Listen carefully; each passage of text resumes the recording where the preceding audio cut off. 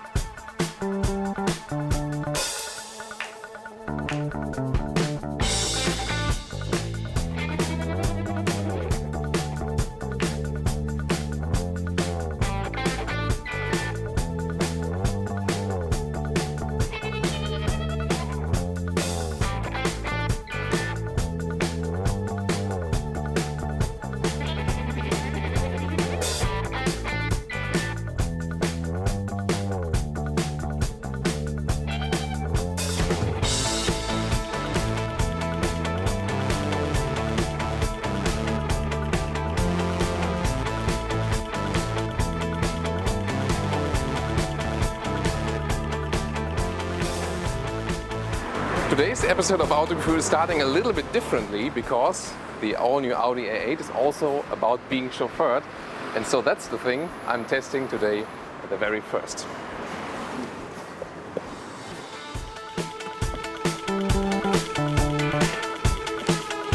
So, and here we are in the rear, and got the front passenger seats a little bit more, well, it's just a little in the front, but you see, as this one here is also the long version, there's plenty of space in front of my knees. That's the most important thing.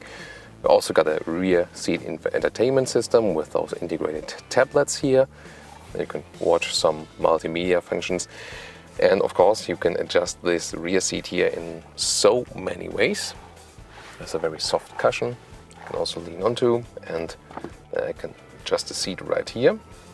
And when we're standing still here now at the red traffic light, you hear nothing. Sound insulation is really great. So I can make myself more comfortable and start sleeping, for example. There will also be versions where you can put the front seat all the way into the front, also flip it and then put your feet on it. That's also available. At the moment, and I don't want to sleep that much, still want to stay awake, so I can also put it upright again. See, when it's too sunny outside, I can move up that shade or move it down again. I also got this middle console here, where I can again adjust the seat, for example, make it even steeper from the backrest, or also from just the seating area, so if I want to control it individually, and also can put in the lumbar support. And now I would say I can just enjoy the ride, enjoy the silence. Is there some champagne here? Let's see. No champagne. Well, I ain't drinking champagne anyway, so I'm not that disappointed. That would have been a nice feature, wouldn't it? Matte wood is being used right here. And of course, you could theoretically also have enough room to work as well. If you maybe want to use some of the function here on the inside. It's a beverage holder. Also, I could charge a laptop here, for example. Charge my phone with inductive charging, 2 USB slots. So how does it really feel when sitting in the rear here? Yes, it's extremely comfortable. The A8 comes with the air suspension from standard, and you do feel that, because also here on the rear axle it's really floating. Again, traffic outside here in Valencia, you hardly hear anything. Nice illumination. Ceiling, you can see I also get some light because I've turned on the light. There's a special reading light that can be adjusted also. Actually also one technology piece, and this is also what's coming up in this very review, because this car is actually packed with so much technology. There's really a lot to talk about, and of course there's always, you know, the discussion, where is technology really useful and where is it too much? I would say let's experience that together.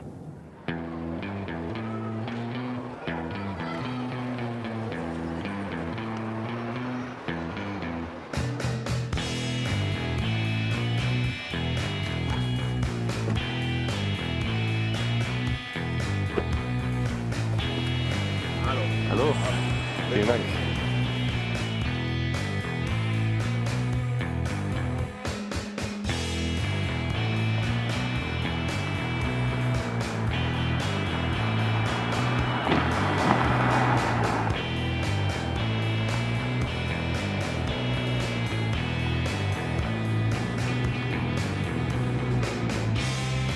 So the front grille has become even larger. This huge single frame grille, really an open fish mouth, you can also tell that. This of course wants to stress the strength of this vehicle, and they still use a lot of big engines indeed. The headlights come standard with LED. Those ones here are the optional, then you get the matrix LED, and the top one would be the laser light. This one here is the top spec, also with a very interesting lighting signature. Also showed you some shots at night, how this one plays out from the signature. So really interesting artwork, and everything you can see here is so sharply designed. So it is somewhat traditional on the one hand, but then again with those sharp edges and very clean design lines, also has a lot of elegance and also some, you know, a lot of modern features here, at least in the front.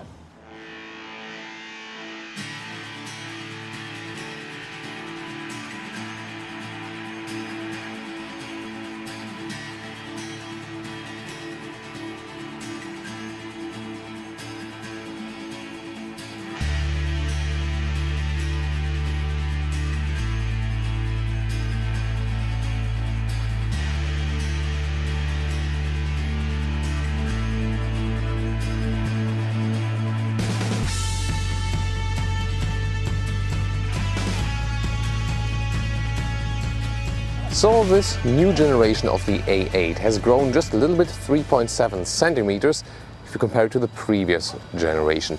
The overall length now is for the normal A8 4 meters 17 or 17 foot, or this one here, the A8L, 4 meters 30 or 17 foot 4. That means 30 centimeters more in the wheelbase. You could see that the rear door is way longer.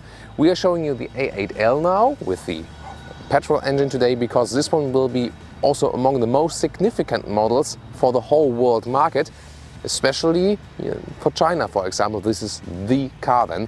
This is also the market where most of those big sedans are still being sold. The rims, they go from 17 to 21 inch. This one here is a 20-inch rim, and well, it's a huge car, therefore even a big tire doesn't look too huge on this very vehicle. Again, you see sharp design lines floating from the front to the rear, playing with light and shadow, very neatly done. The door handles, there's a lot of special thing about that one. We'll talk about it when we get in the vehicles, I can tell you.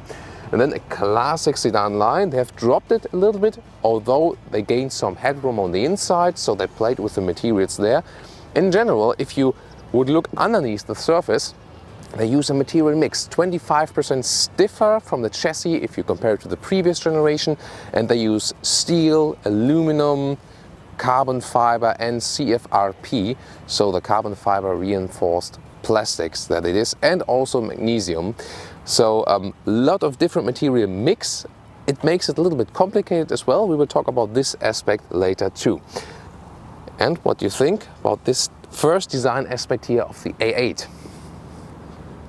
This is really a vehicle you can talk about so much because there are so many technology features. And standing in the outside, let me tell you something about the all-wheel drive. So it's a permanent all-wheel drive, and the usual setup is 40% of the power in the front, 60% in the rear. Can adapt a little bit, maximum to 75% in the front, and in the rear maximum to 85%. Also, there's a rear axle steering available. If that is equipped with the vehicle, the rear axle can move either 5 degrees across, that is possible, so at lower speeds. And if you go for higher speeds, then it would be maximum of 2 degrees parallel with the front wheels. So in the low speed area, also for the turning circle, it can decrease the turning circle over 1 meter. So this is really helpful, especially at low speeds, turning circle and in the city and parking in and out and so on. And parallel driving, it gives you a little bit more stability. And now looking here at the rear, what did the designers do? First of all, this horizontal chrome strip, that was very important to them, that it goes all the way through the vehicle. Also the fake exhaust tips here, they put it there that they can design the vehicle in the very same way, no matter which engine they're actually using. 55 TFSI, this is the new badging. It has nothing to do with logic. It is just, randomly, and they have this, like a stair step for 55 and other names for the different engines. You can't really know what is which engine. I'm not really sure if that's useful that they do it. I found it better when it just says 3 liter TFSI, and then you really know that's a 3 liter engine. You can see here, this is also playing with the lights. Those ones here above are also organic LED. This is also new with this very vehicle, so you have a lot of spectacle in nighttime.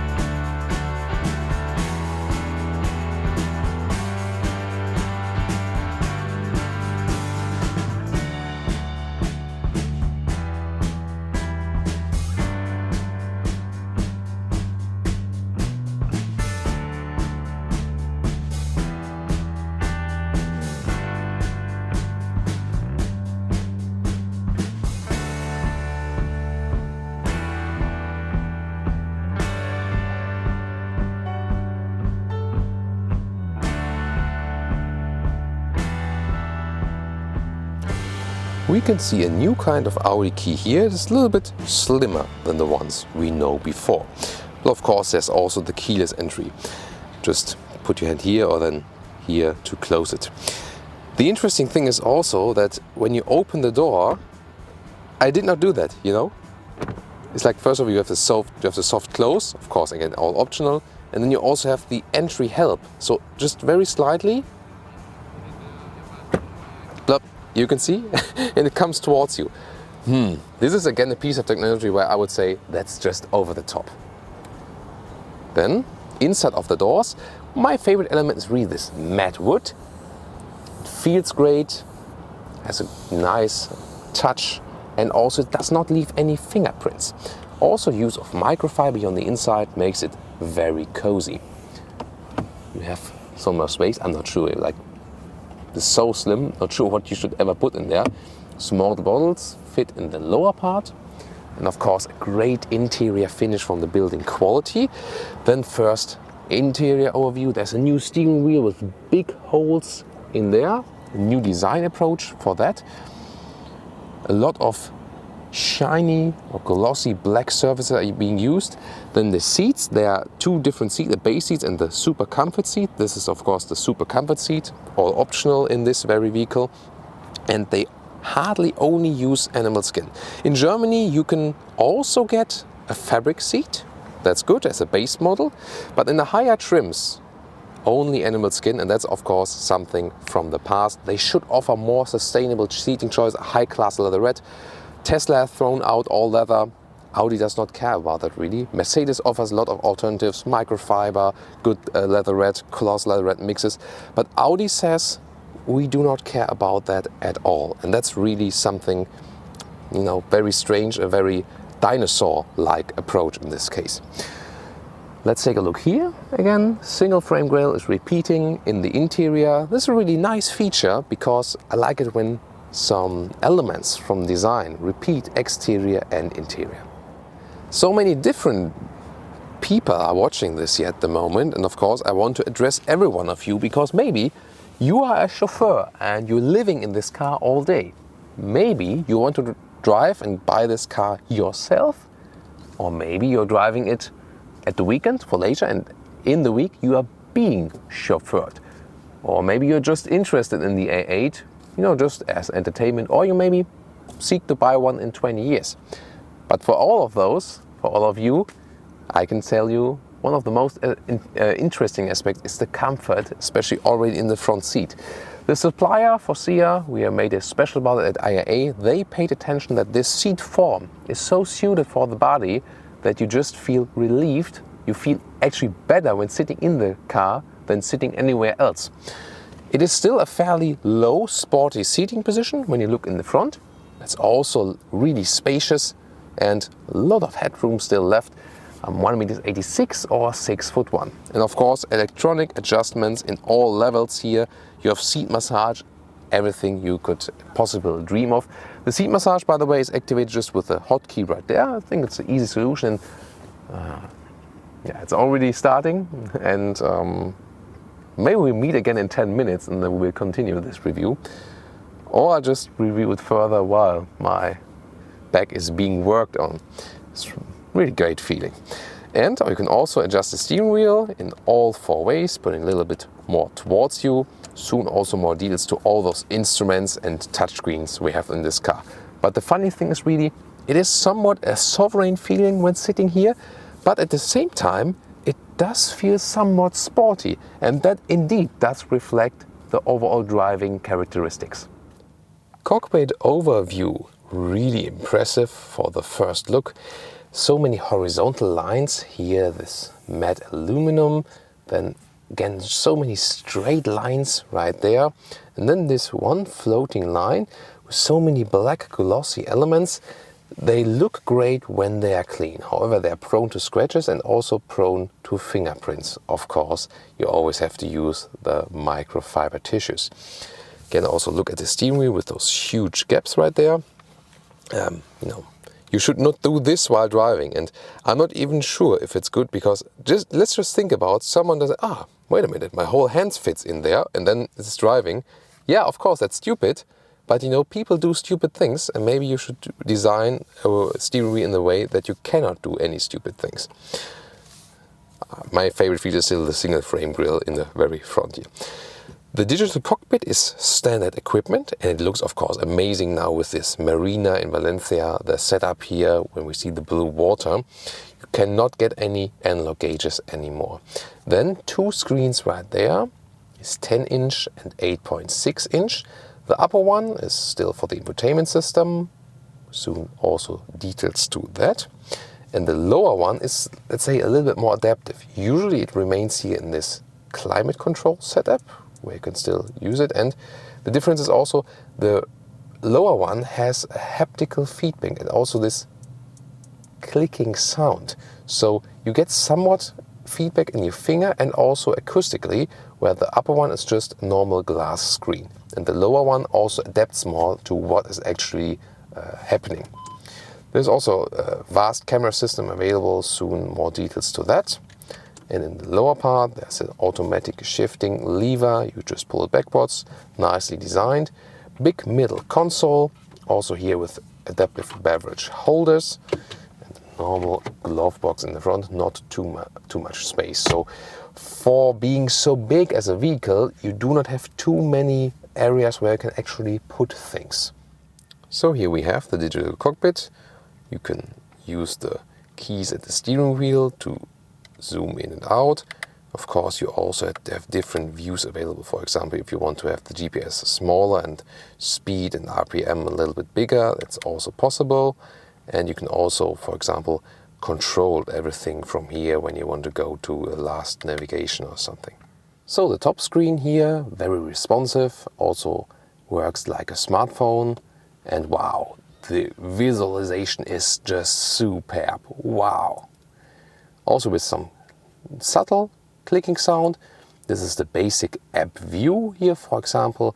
You can connect your phone via Bluetooth, but also with Apple CarPlay or Android Auto if you put in the cable. In this home app you also have other vehicle, for example suspension selects here. Those are the different driving modes. You can lift the standard air suspension up depending on the situation. And by the way, if you drive faster than 120 kilometers, then it also goes down 20 millimeters automatically. So many things to control in here, but I think the basic things are just always GPS and telephone. And the rear view camera, you can also click it by activation, that's good. On the right side you have this drone view from above. On the left side, high resolution normal rear view. And you can also activate the fake 3D view, that's on the left side now. And this is creating this 3D image of vehicle. There are cameras all around the car, and this is of course super impressive and gives you even a better feeling for where is the car actually at.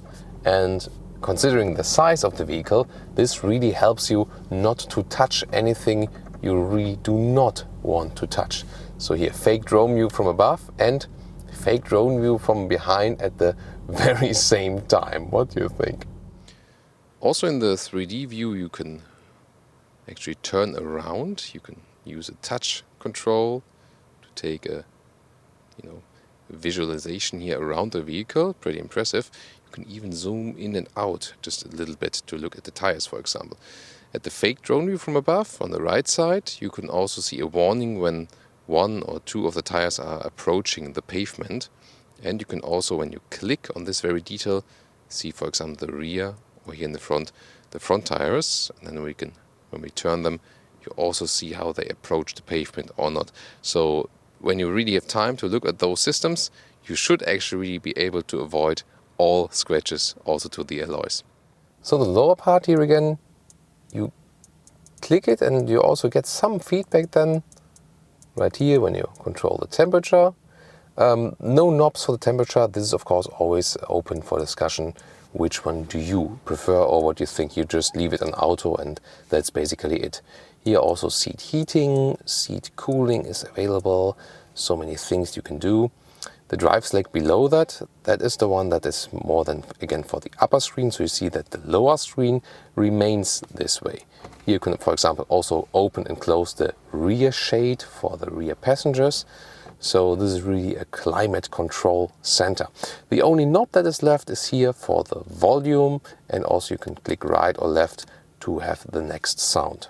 And there's also some interaction between the lower and the upper screen. For example, I click here in the low part and then I can activate the heated steering wheel in the upper part with a nice visualization again. So this would be playing with lower and upper. However, you can also basically make it the other way around.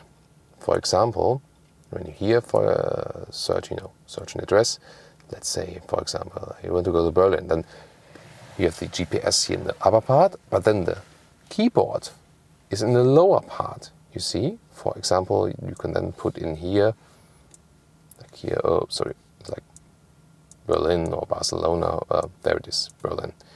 And then you can navigate to that. So this is where it actually reacts together. You can also use this writing function. Then the lower pad is a writing touch screen. So if I want to go to Hamburg, for example, and I write in H, A, M, B, U, Hamburg, O, L. And this is the intelligent search, and this is really also, you see, taking different countries into into consideration. So here, then I could, for example, navigate to Hamburg. So this is also this intelligent search, which is very interesting because you do not have to put in the designated country before. But of course, there's also the classic function. So this is also one example where both screens can play together. So this middle armrest, pretty massive. You can put it a little bit higher as it is here right now. It's a very interesting mechanism. So you can put it backwards here just a little bit and it moves lower at the very same time. And then you can also open it, but both sides individually. So a little bit complex, this whole mechanism, because when you put the front part, you can either move it upward or backward again, and then also up all the way. And then you have some space inside, USB ports too. You can let your smartphone clip in here. And then you can also see how massive this whole construction is. Again, the whole interior building processing, the build quality is really superb. At some point, again, you wonder, it's really complicated sometimes. Now let's get in the rear. Again, long wheelbase version right here. You can easily get inside. This is the big advantage. A lot more space in the rear. Also this shade here I've shown you in the very beginning. Then you also have this, this entry help when you open the door again. And well, I let the seat as I would be driving. There's still so much room then for my knees. It would also work in the non-long wheelbase version. However, you have more flexibility here. The question is really, are you using it as a chauffeur car or not? That's really the main question for going for the L version or not for the L version. It is also very comfortable here in the rear. Again, there are different benches available. You can also have, a basic rear bench, and if you want to, go with 3 people, then you have this possibility to have the one middle console where you can still use 3 seats, but can fold down. And this one here, as we have it here today, I'll soon show you that. This one here is the pure single seat setup. You can also electronically adjust, and even here, put some lying position. You can really change then if you want to relax or want to sit more upright. And that, works pretty easily. And again, the Audi tablets, all optional again, if you want to have some infotainment here. You could also theoretically put out those tablets, that works as well. But then again, as a standard luxury sedan, that's how you do things without thinking about it. But if you look at my knees, for example, for taller people, it would actually be suitable to be chauffeured in a higher car, in an SUV. And if you think about new electric vehicle concept, for example, which sit a little bit higher, this would actually offer more comfort. So with all comfort, you still have to think about, this is how you've been building luxury sedans for decades. And this doesn't mean it's the best thing. But of course, when you do it that way, they tried to use this concept here and make it as comfortable as possible. So we were recently asked for that we should also show that there's not only in the front, even in the rear, there's some make-up mirrors, or maybe to check before the next meeting, is my hair all right? And that works pretty well. And another perspective from the other side, and I really have to say about this lying seating position, when you put the seat more in the back, I found it a little bit strange. So I feel super comfortable in the normal position here. It is already somewhat a laying back position with those very soft cushions for the head. But when you put it more to the rear, it somehow feels, a little bit strange. But maybe that's just up to me. You see, this one here is the version where you have really the 2 single seats, and you cannot flip this in this middle part up. There's also a version where you can flip this up and then have basically like a emergency middle seat belt. And again, in the very base A8, you would have just a bench that goes through. So different possibilities here. There are even people with 2 or 3 child seats in an A8. You have the Isofix anchor points here in the outside seats. So depending on your purpose. Armrest here, inductive charging of the phone is here. This one here is this control pad that you can change the seats. If I really need, another electronic device here, which I can put out through in the rear, this is again a question if, is it really too much? I mean, I can also hold it in my hand and then, for example, change the temperature here, or also seat heating, even seat cooling for the rear seats. That's really fancy, of course, and hey, please put the seat a little bit higher.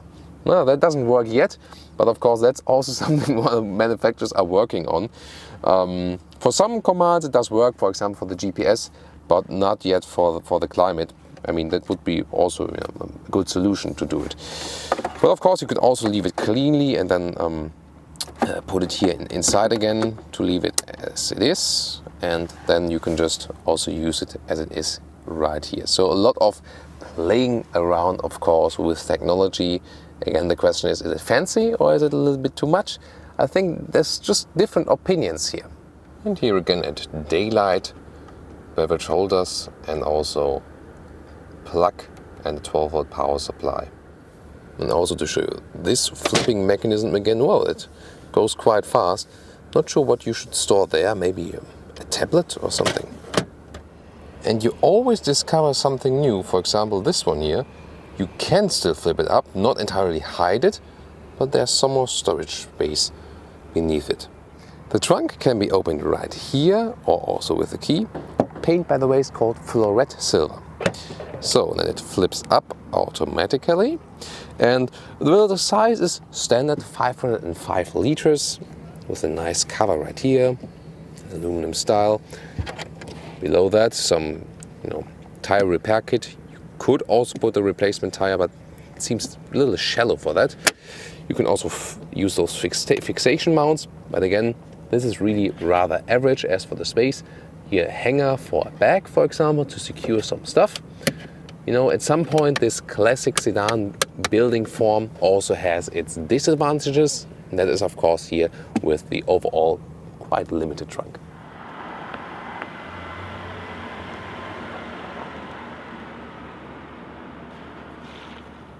So what about the engines? It's actually not too hard to remember, because on the petrol and on the diesel side there's either a 3-liter 6-cylinder or a 4-liter 8-cylinder, and the petrol will also get the 6-liter 12-cylinder.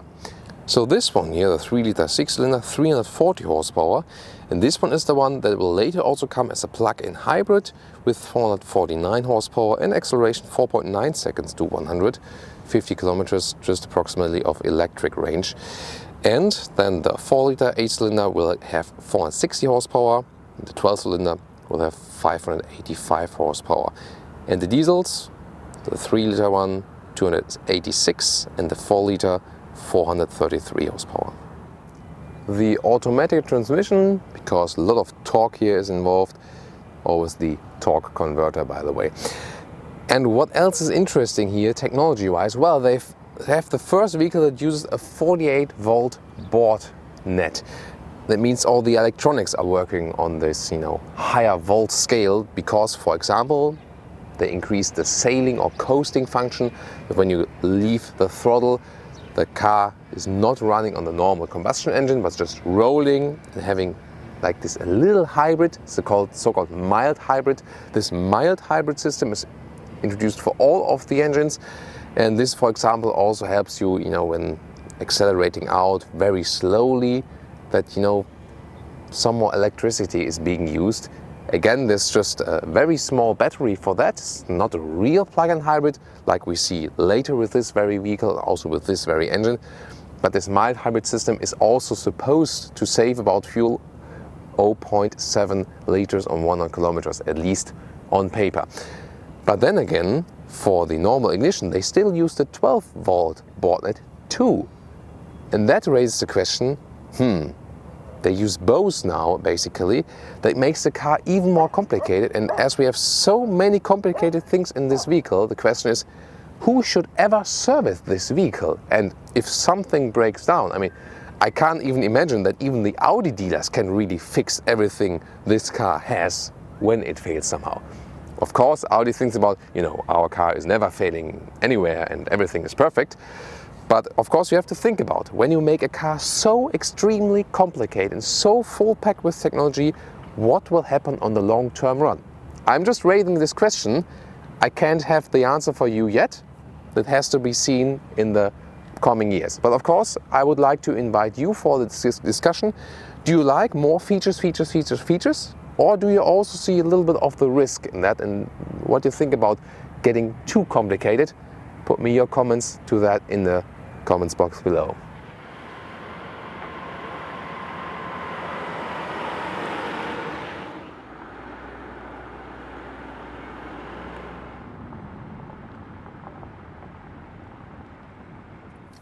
And now let's take the A8 for a spin, the A8L, the long wheelbase model.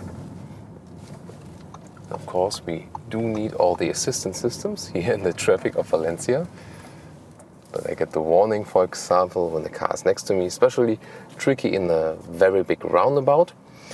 And this 3-liter engine, 6-cylinder, 340 horsepower will go to 105.7 seconds. So really strong in the power output. And that rather sounds like a sports car, but of course you rather would use it as a vehicle to relax. I also put the consumption now to 0. You can see what we score on our test round here so far. When we're standing still here at the traffic light, you hardly hear anything, although the traffic is really passing by fastly, just all around us. But this is an island of calmness this week. I think this is also one of the the big advantages. Not only the passive noise insulation, but also the active noise cancellation. So actually both systems are working here. It is somewhat a big car for the city, for sure. But the assistance systems keep you safe if you have them, and so you also don't feel too overwhelmed. So if you concentrate really on driving, that's basically still okay. Of course, smaller cars are always handier for the city, and also if you look to the rear, there's a slim back mirror, and also the rear window. It doesn't have the best overview. That's a disadvantage. Also looking to the sides, those pillars are really blocking your view. So this is also a car where you rather rely on those assistance systems. If you don't have them, maybe really not the best. Then we're getting on this semi or PE motorway, let's call it that way.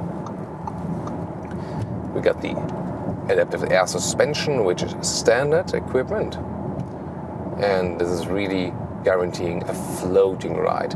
Soon I can also show you about the other systems that are or will be available, because there's this active suspension available, the AI, which is even taking it a step further. For example,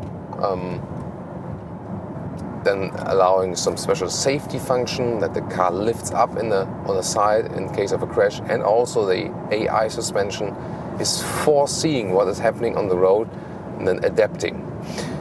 What I've just felt, by the way, I wanted to make an overtaking process here and want to change the lane, and the car was actually realizing that another vehicle was approaching from behind.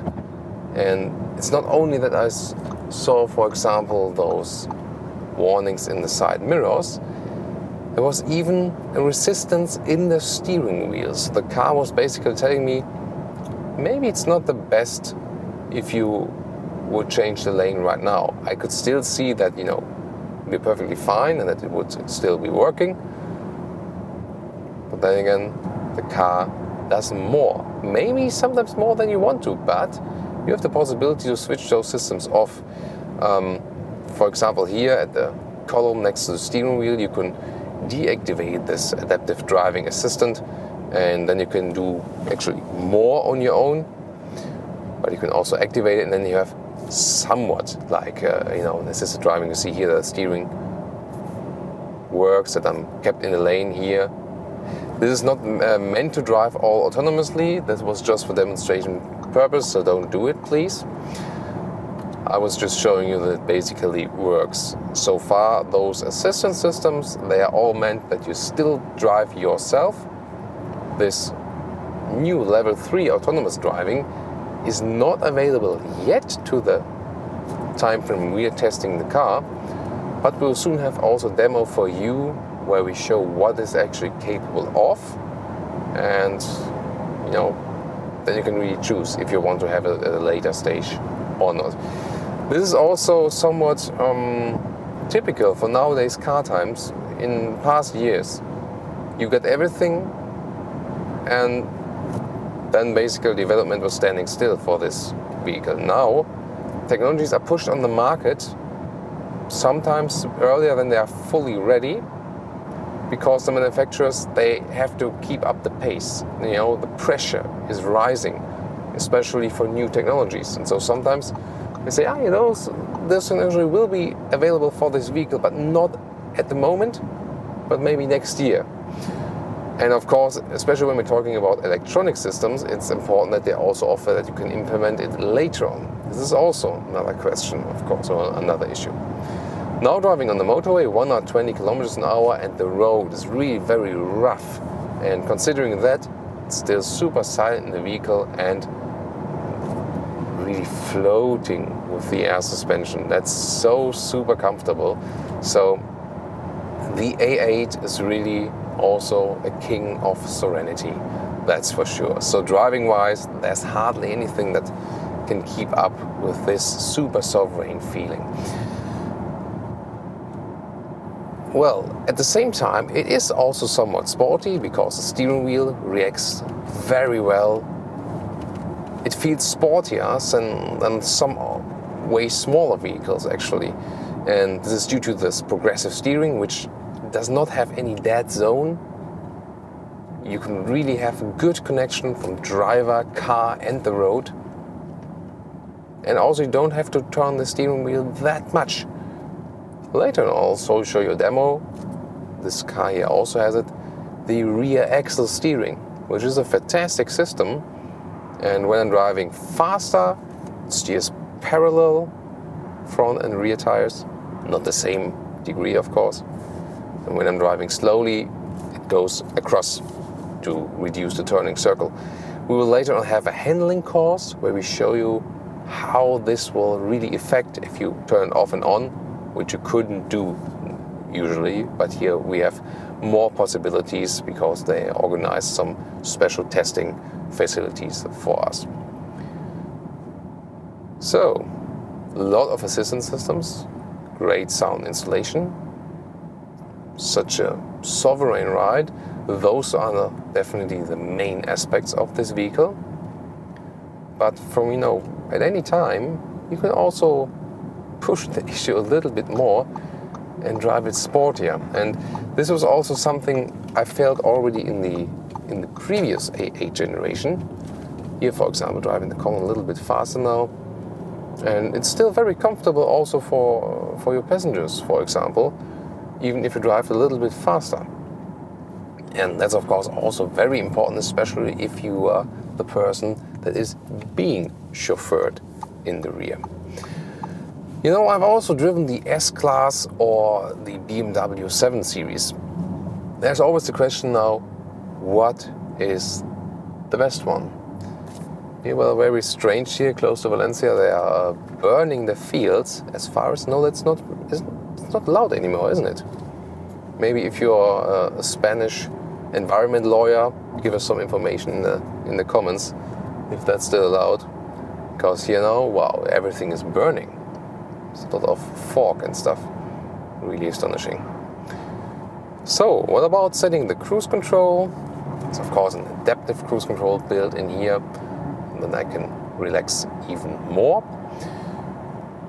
About this autonomous driving, again, later on a demo, I would actually embrace traffic jam pilot because this is really useful if you are in situations where you do not want to drive yourself. Here the cruise control is also quite intelligent one. Wow, it's like, what the hell is going on here? So there was just a traffic sign reducing the speed limit. First 80, now 60, and then also the car is adjusting the speed according to it to the next traffic sign limit. If you have the, here for example, map data is also playing along with it, and now it's set on the new speed. So this also helps you to avoid speeding tickets. The question is, as always, how much do you want this assistance? Well, it's like getting dark, or getting night here now. So some really say, yeah, I want a lot of assistance. And some say, I want to drive myself, just drive, and that's it. It's really up to you. I mean, times are changing somewhat, but still there are a lot of cars out there where you can still pick. And of course you can shut them on and off. But then the question is, would you buy so many assistance systems if you shut them off anyway? So what you also feel, especially the biggest difference to the previous generation A8, which I really liked, the previous generation was still more or less a classic sedan which you would just drive, And this one here is so fully packed of electronic stuff. At some point it can be distracting, and you sometimes feel a little bit that the car would be overruling you. Then again, in some situations that might be useful, but in some situations you might think, do I really want that? I think to me it's also different if you talk about fully autonomous driving, where we say, I don't want anything to do with it, just, do something else while being in the car. That's the future of where we are heading to.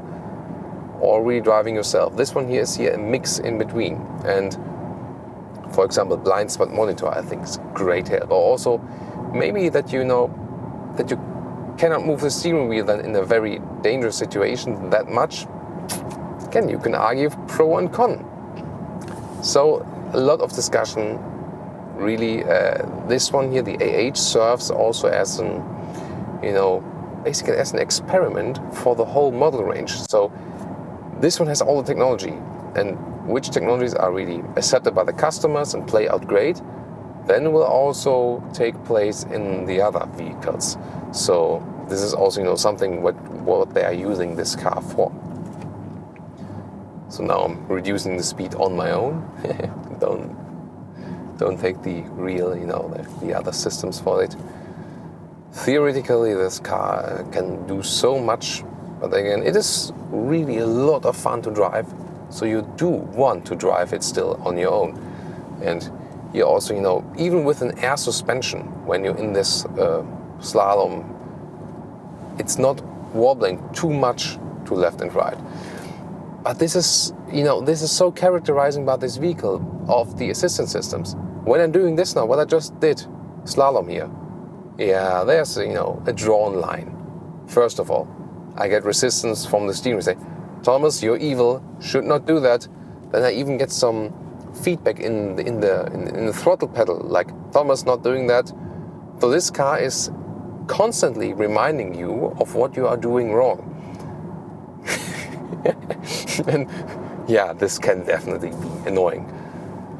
Again, it is a really fine line between helping you to stay alive and others to stay alive, and just annoying you with too much electronics. Maybe it will change if you own this car for 1 or 2 years and you're getting used to all of the system it has. Or maybe you decide, those systems I'm really happy to have, and others maybe not. But it's definitely really interesting to experience that. You do feel the weight of the car, that's no question, even if the suspension is great and they've tuned everything, the steering is great. You still feel the weight of the car somehow. That's just physics, for sure, And if you want a little bit more agile, then you would have to step down a segment. This is still the A8, still for chauffeur purposes, and then you also have to balance out what you would be expecting. Then again, as the car's bigger, a little bit heavier, gives you again more sovereignty, and especially just running straight.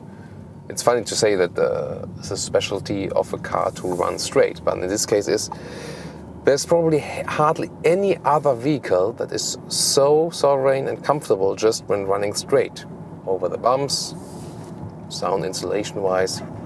So you really feel like nothing could touch you in this vehicle, which again could be dangerous also if you consider other participants in the traffic system, when you feel, let's say, maybe even a little bit arrogant in this car because you know, I'm king of the world, there's nothing touching me anyhow, and you maybe get disconnected from the rest of the traffic.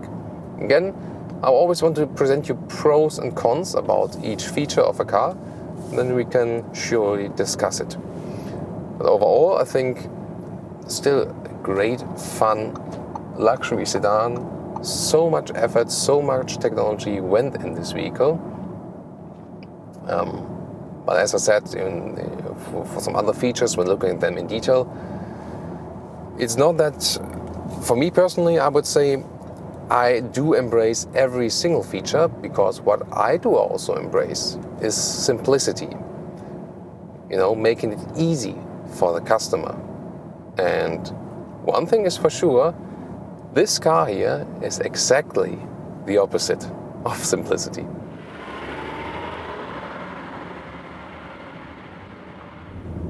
Now to the more dynamic driving. So far, when I want to score as little consumption as possible, 8 liters on 100 kilometers is possible. Motorway, cruise control, the minimum consumption. But let's also do some acceleration and see what the power you have. Plop, that was 80 to 100. Also saw it in the display. And of course, with 3 liters of displacement, 6 cylinders, that's no problem. The acceleration difference, by the way, from the A8 to the A8L is 0.1 seconds. So the A8L is of course a little bit heavier. So it's 5.6 or 5.7 seconds. This is the difference then. So you wouldn't really feel that even if you drive the cars directly next to each other.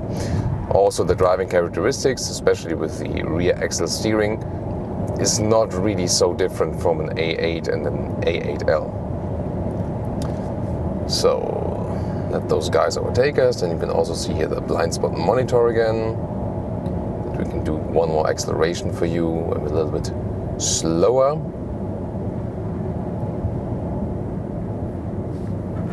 So slow down just a little bit, and then let's put in the sport mode. You see the S gauges then the RPMs are turned up higher. Car shifts up later and down earlier again. And you can also stress test with a drive select and then put in the dynamic mode. Then it automatically goes also into this S shifting mode and also stiffens up the suspension. So let's do some acceleration from 60. Let's go.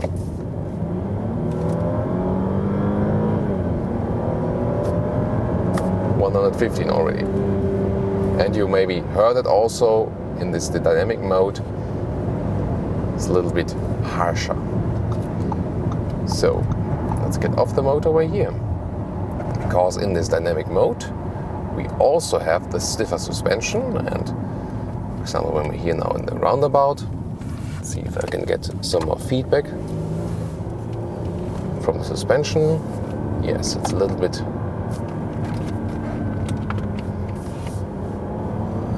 There we go. So stiffer. But the car is leaning still a little bit to the right. I mean, it's in a luxury sedan and driving 70 kilometers an hour in a roundabout. More feedback also from the engine. Now here in the corners, I do feel the weight of the car. It does get pushed to the side. And here also, if you're driving, rather comfortably, then it's rather annoying when you have this late shifting up.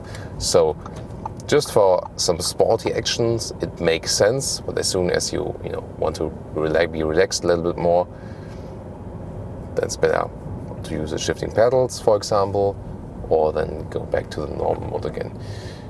I mean, even if you are in a normal mode, for example, let's go to the auto mode, here normal again, silence. then you always can just use the shifting pegs here. M says in the manual gears.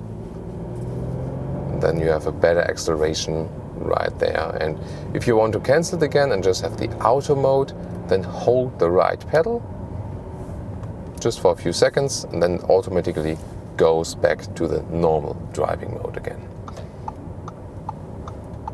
So, and I can really stress that the basic driving characteristic of this vehicle is also somewhat sporty, although it's a big luxury sedan. Yet again, you cannot defy physics, so the weight will always be felt, and if you want it really sportier, then you have to go a segment below and not pick the highest luxury sedan segment. With the new AI suspension, by the way, that will optionally be available, you will even out those tilting in the corners, because then this electromechanical additional elements on all of the different suspension parts, those will actually rule against the tilting effect. Also when you, for example, go to a traffic light, usually the car leans forward, and then this one will be evened out. So this one will also be a part of this suspension. We'll also see a demonstration of that, but there's no price for that yet, and probably it will be very expensive. And again, also symptomatic for new vehicle construction that not all of the new features are directly available from launch, because the pressure on the manufacturers to bring those features faster on the market and to be able to... Oh, that squirrel was lucky. Good that we reduce the speed for the cyclist here. Here, for example, situation, when you're in a higher gear, for example, you can also use the pedals then, shift down, shift up, also use it as a sports car. You can shift down again with the pedals, throttle, up, damn. You do hear nice sound from the engine, however, as it's so well insulated from the driver's cabin, you don't feel too much. Those windows are really so thick that it's really kept calm all the time. And now some picturesque landscape here. We went out a little bit from Valencia and we can have some more fun here. Let's test one more with the automatic driving mode. So the car adapts automatically to the different surfaces. But of course, if you want it sportier, you can go back to the drive slack, get the dynamic mode, then you also get better torque, accelerate out of the corners even better. And again, this usual very soft air suspension is way stiffer than.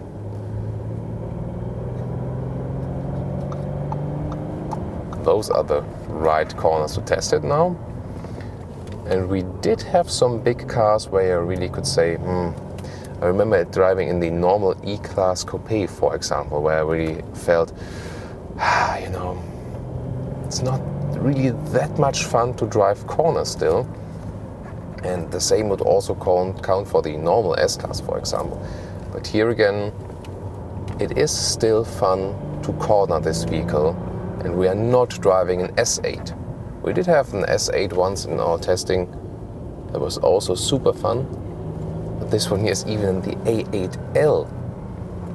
But of course, this one is also helped by the rear axle steering. So especially if you get an A8L, I think this is one feature I could really recommend, to have the rear axle steering, because it's really increasing the agility, especially for the low speed corners. It's always using this maximum 5-degree angle. I mean, we are 5 meters 30 in length. You hardly feel it, and that is something very astonishing. So let's see if we can take one more last overtaking for you here. Of course, always safety first in Autogefuehl. When the corners are too narrow, it's just too dangerous. especially when you have some facing a cyclist, for example. Now we can see it a little bit better. No, there's no one coming.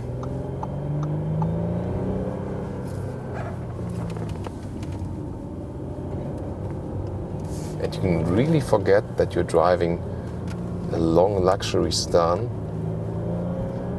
Maybe having a rich businessman now in the rear. How are you doing, sir? I'm the transporter. We have to go a little bit faster now to deliver the package. So, if you want to feel like Jason Statham for once in a while, then it's maybe the right thing to do. You just have to organize your ride in the A8L.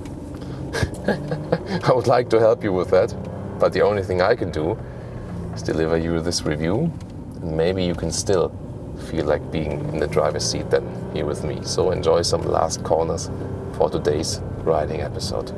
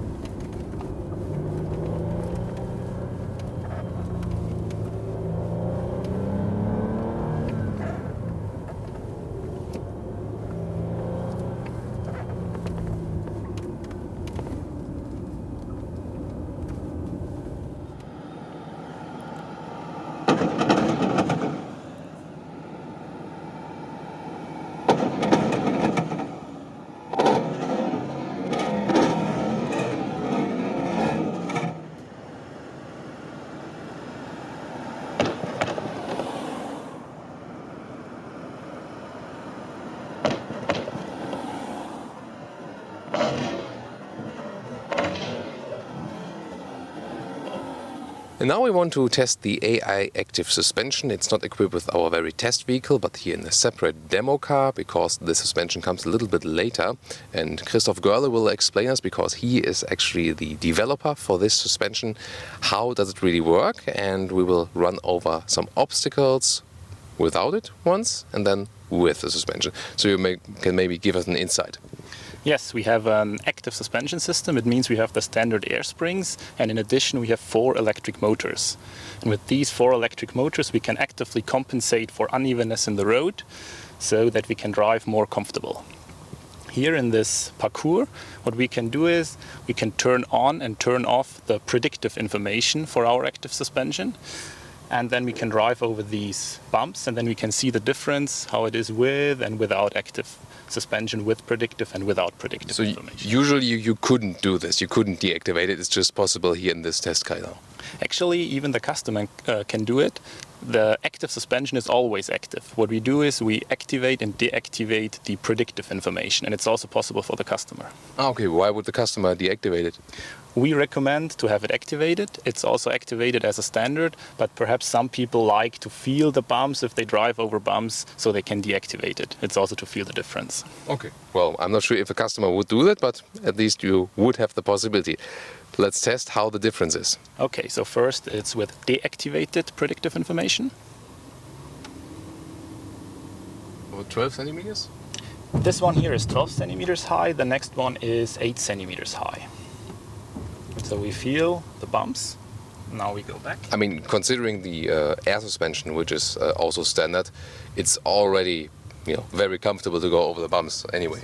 Yes, the standard air suspension is already a very comfortable car. And with this active suspension, we are again a bit improving the comfort up to 6 Hertz. Up to 6 Hertz we can actively control our actuators, so we are still more smooth in the vehicle body. So this is for bumps that are more in the longer amplitude, it's not for small potholes? It's not.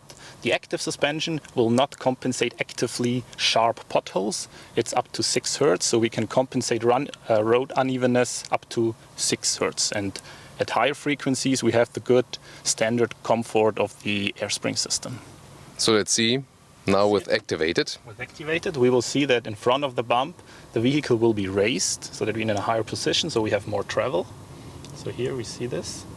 It's raising, and now we feel a lot less of the impact. And here, this one, you feel almost nothing of the impact. Yeah, it really would be like the car's really going straight. And you could also see that a little bit from the outside even. So a pretty impressive effect.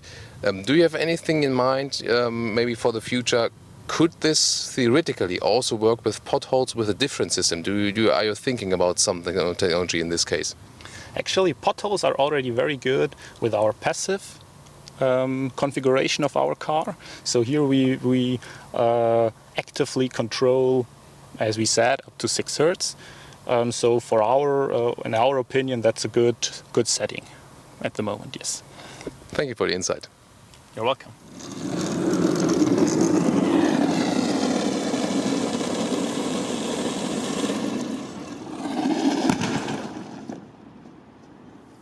And now we want to take a look at the driver assistance systems, and Matthias Pfomm is the developer of this very system here because we want to test the cross-traffic alert. So we are next to some walls, we can't see anything, and something will be approaching us, won't it? Yeah, the intersection assist helps us in city scenarios. So we are right now in a really narrow street. We cannot look to the left and to the right. But the Audi is equipped with sensors. So we want to enter the road in front of us. And the sensors, they already can see what's going on. So we don't have any chance to see if there are bicycle drivers coming or other vehicles. But the sensors, they are looking into the street, and they show us in the Audi MMI screen and as well in the instrument cluster if there's somebody coming. We're going to see red arrows here and there when the bicycle driver will pass. We can already see it here now. So we couldn't see it before, but the front sensors are actually maybe a meter more on the front, so they can already see that very well. When will there also be an acoustic warning? Yeah, I'm going to show it now to you. There will a box approach from the left, simulating crossing traffic, and the intersection assist warns the driver and brakes automatically. So let's see what happens. Station 4 bereit. Will we have a crashed A8? Let's see. Yeah. Hopefully not. I'm now entering the intersection, and you see it brakes automatically, and here there's a pop-up in the instrument cluster, and also there's a warning in the head-up display. So the driver is warned, and there's also a brake intervention that stops the vehicle in these situations.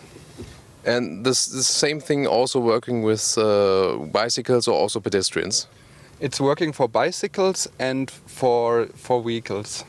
Mm-hmm. But pedestrians not so far. Are they too small? Or? Yeah, we use the radar sensor, and we need objects that reflect the radar radiation. And people do not reflect that? Usually not, yeah. Okay. So you basically need a metal bicycle then. So if you would have, so you need some kind of material that is basically artificial to reflect that then. Yeah, we are warning objects that are moving and that reflect the radar. Mm-hmm. Like okay. Bicycles and vehicles. So if you're a pedestrian, too bad. You have to pay more attention then. So, and this one here I've been talking about quite a lot of times because I've read about this, that the suspension can also raise itself. Yeah. So this is the next step then? Yeah, exactly. In the next scenario, we are going to see pre-sense side scenario. In this vehicle, we have active suspension, Audi A8 active suspension, and the radar sensors, they recognize an impending crash and raise the vehicle up 8 centimeters in just half a second. The reason for that is the car is strongest in the lower part, and if the other car hits us at the lower part, we can decrease the force to the passengers up to 50%. So I was always wondering, so it is said when you are crashing frontally into a car and then, the other car is at the side, that the side is actually the weaker point. So that's basically Exactly, yeah. It's a weaker point because we don't have that much space between the crash and the driver. And this has effect to all passengers. Yeah, there are systems that only work for others, but in this Audi system, it's good. the box is coming. Woo. Ah! Yeah. And did you feel the seatbelt tensioner? Yeah. It presses you in the seat. The backrest moves in the perfect position, and if the windows were open, they would also close automatically. Mm-hmm. My question there is, of course, for the box or be it the normal car in this situation, what happens actually to the other car? Because I can't imagine that it would be better for the other vehicle when it crashes basically a little bit, at the side pillar under the vehicle. No, the crash is also optimized for the other vehicle, and they have enough impact zone, so there's no bad effect to the other vehicle. So you say it's basically okay for the other vehicle because the front crash is basically in a better situation anyway. Yeah, exactly. Mm-hmm. Unless it's a very small vehicle. No, we have tested this, and it's good for the other vehicle too. I sure hope so. Pretty interesting system. And another assistance system, if I want to get out of the vehicle and the cyclist is approaching, see here, I get the warning right there, also with the red warning strip right there, and also what you maybe didn't see, but what I felt, the moment I opened the door, there was a little delay. So it didn't really cut me off totally, but as I wanted to open the door, usually you have this, this help you and directly opens. But in this case, there was a second of delay, so it didn't really open instantaneously.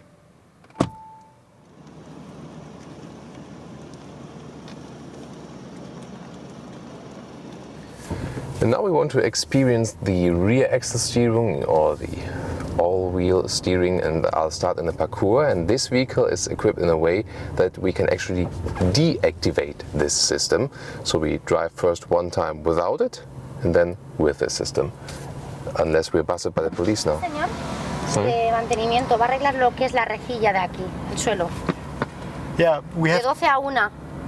Yeah, With 2 times around. Ah, ok. 2 times, that's fine. 2 vueltas y para. So, really strict regulations here. So, let's start. And also pay attention, how do I have to work with the steering wheel? When I drive around the second time, you will see that I have to work less. I mean, it doesn't feel uncomfortable. The steering is really light to control, so it's actually no problem. So you wouldn't exactly say it's hard to get this vehicle around. But the big difference will really be when we have the system turned on. Usually, as a customer, you could not turn it off when you have ordered it. It's just here in this demo car. And otherwise, I mean, if you really order the system, it doesn't really make sense to turn it off then anyway. Again, I can stress what I said earlier, that the car, although it's pretty long, it still feels quite sporty. The most interesting part is really now here this U-turn, because the turning circle is reduced by just over a meter, and here no chance to get around it. I have to go in reverse gear. So, and then go to the front again. And Klaus Diepold, the developer of this system, helps us now to activate it. it should stop. So we stand still. Yeah, it's on now. Okay, let's see what's the difference now. So here we go.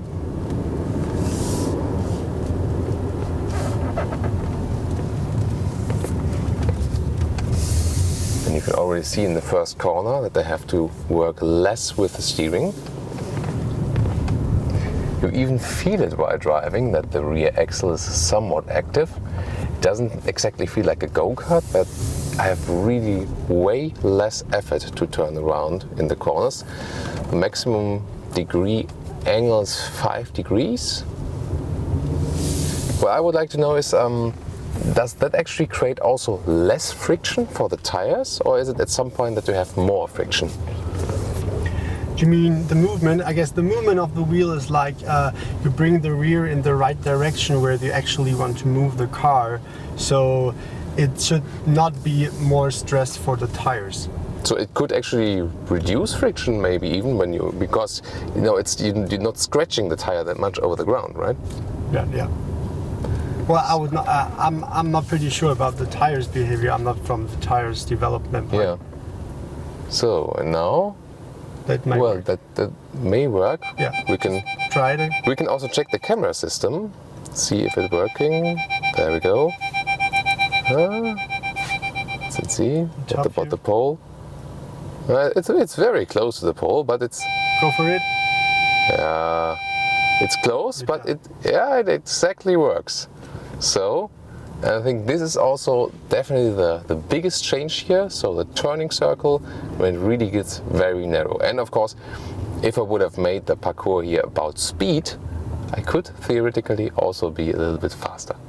So the new generation of the Audi A8 will be the first vehicle on public roads with so-called level 3 autonomous driving. And what does that actually mean? The difference between level 2 and level 3 is that when you activate the system, and I can do it here also on this demo, also can change the view to the inside. So when I activate the system, the car itself is actually responsible, also in case of a crash. And that's the difference. With level 2, you are still responsible even when those assistance systems are running. Here, in that case then, for example with the traffic jam assist, the car will be responsible. And this is basically a regulation thing, also concerning the law. Of course, the regulations are not that far that all of those systems would be working right now. So the technology is even further than the regulations would allow. But what will then be possible in 2018 is that this traffic jam assist, there are some on the market already, they run at very low speeds, 15, 20 kilometers for example. Here it will also run up to a speed of 60 kilometers an hour. And then you can really, as we see it here at the moment, take off the hands from the steering wheel. You will not be allowed to use the smartphone or to read the newspaper. But you can, for example, use the infotainment screen of the car and maybe even watch a TV, which is also included in the A8 if you want so, and then just can relax in the traffic as far as possible. We also have a sensor view here, so all the blue marked areas mean that this is actually covered by those different sensors. We'll soon take a look at those. And the only thing that the system is not able to do at the moment is the lane changing. And so if you would still miss that and wouldn't overtake the system yourself, then this happens. The car says, okay, there's something I can't really handle. But instead of just driving against the wall, I just stop the car, activate the warning indicators and tell the driver, please overtake now. And everything you've seen in blue on those screens, well, those were actually the sensors, but not just one sensor and also not one kind of sensors. And Christian Schönhuber, who's a developer of the assistance systems, will also explain, well, which one do we actually have? So, as far as I understood, you are using a mix of different sensors that you can also have a so-called redundancy of the system. That's right. Well, the new Audi A8 has a huge amount of sensors. On the front, we've got the radar sensors with a range of about 200 meters. In the middle of the car, there's the laser scanner with a range of about 80 to 100 meters.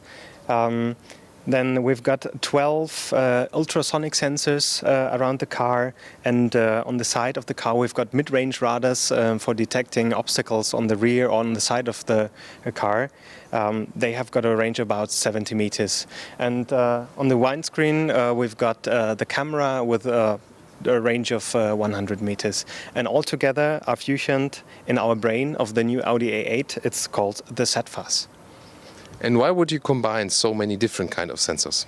We combine them because we want to know what is the environment of the car. So we build a 360-degree picture of the environment, and therefore we are able to use it in our functionalities. So sometimes we've experienced just for automatic cruise controls that they fail, for example, when there's a lot of rain or there's a lot of fog, for example. So how do you cope with different for example, weather situations or when there's dirt somewhere? Well, yeah, the radar sensors are used with rainy weather, so they are better working systems than only the camera system in the windshield. And the laser scanner is able to detect the sharpness of the obstacles in front of us, so then we can decide if it's a lorry or it's a bicycle or it is a motor bicycle. And already thinking the next steps ahead, would it also be possible to drive fully autonomously everywhere, or what is the biggest challenge now for the next step you have ahead? Well, today we are very happy that we can offer the customer a level 3 functionality like the Audi A8 traffic jam pilot. But there are still efforts to make the next steps to level 4 or level 5, and even the legal framework has to be cleared first. So, thank you so much for the insight, and of course, looking forward to your feedback. Would you like to drive autonomously even already today? Or would you be happy with this traffic jam pilot? Tell me. And now to our conclusion for today, the all-new generation of the Audi A8. So, first of all, from the exterior, a really sharp design, a classic sedan for sure, but with a lot of elegance and modern features. Rather an evolution than a revolution. The interior is really way different than the previous generation, all digitalized. You cannot get any analog gauges, for example, those two new big screens. They got some very interesting solutions there for sure. For example, that you can type in the address very comfortably with the second screen, those stuff, for example, or that this is a solution of the screen where you can still quite comfortably enter or change the temperature. However, you also can think about or discuss, is it maybe too much? Is it too complicated? I would really like to see your remarks of that in the comments. It offers a very superb comfort in the interior to the extent of a classic sedan, because a classic sedan is, when you really look at the whole concept, not necessarily the best as for the comfort also for being chauffeured in the rear. But they, from the very traditional concept, took the best and really got the most comfortable seats there are. Seating surface-wise, really a dinosaur. They are ignoring everything the other manufacturers are doing and also what customers demand. There are a lot of customers out there who have good money but still want to have sustainable solution and want to combine sustainability with luxury. And Audi is so far majorly ignoring this trend. Driving-wise, very sovereign car. What a ride with the air suspension. Still, it's a very sporty ride. Also, if you compare it to other big luxury sedans, even in the base models, even if it's not a super sporty model, for example. So also if you compare it to other big luxury sedans like a Mercedes S-Class, where you would rather need the AMG model to have a very sporty ride, this one here already combines a sporty and both a comfortable ride in the normal variants. You don't really feel a difference when you drive the A8 or A8L, especially if you have this rear axle steering. You still got a very dynamic riding impression, and also the turning circle can be reduced. And so much technology they have put in the car, very impressive for sure. And that's the other major aspect about this vehicle. It is so fully packed of technologies. If you think about the 48-volt board net, but at the same time has a 12-volt board net. Then, ignoring the animal skin issue, putting the petrol filters for the particle filters for the petrol engine only in 2018 when they really have to do it, and not in advance for a 100,000 or 150,000 euro vehicle as it stands here right now, at least 150,000 euros with all the extras and stuff. And then you have to think about, why are they doing that? So this car here is actually a dinosaur, full of tradition, full also of things that belong to the past. And then again, so much technology stuff that is some way ahead of the competition, that is in some parts really astonishing, really great. And you can also discuss, at some point, is it too much? Is it over-engineered? And it is for sure a very interesting car, because you really have, this wide span of something totally old-fashioned and something entirely new. That makes it very interesting. But again, there's also the question, why don't they fix the basic things like, particle filters for petrol engine, also right now, sustainable, more interior choices and stuff, also bringing the consumption down more, because the consumption overall, as I said earlier, you can drive it with 9 or 10 liters, this petrol engine, but only if you keep it very calm. If you hammer it just a little bit, it will way exceed. And again, I'm pretty certain that not every of those customers for the Audi A8 saying, yeah, I don't care about fuel consumption, I don't care about the environment. There are people also with money who care about those things. And then they also expect something more. Also the plug-in hybrid variant that is coming, with about 40 kilometers of electric range, what shall you really do with that? Why don't they put, for example, a CNG engine in the Audi A8 or make it a fully electric option? Something like this is actually missing. Of course, I would like to invite you to this discussion about this vehicle, because there's so much things to discuss here. And I would say, let's start with it. Go now. Tell me everything you think about this car, exterior, interior, and technology-wise. And also join us on our very next episode.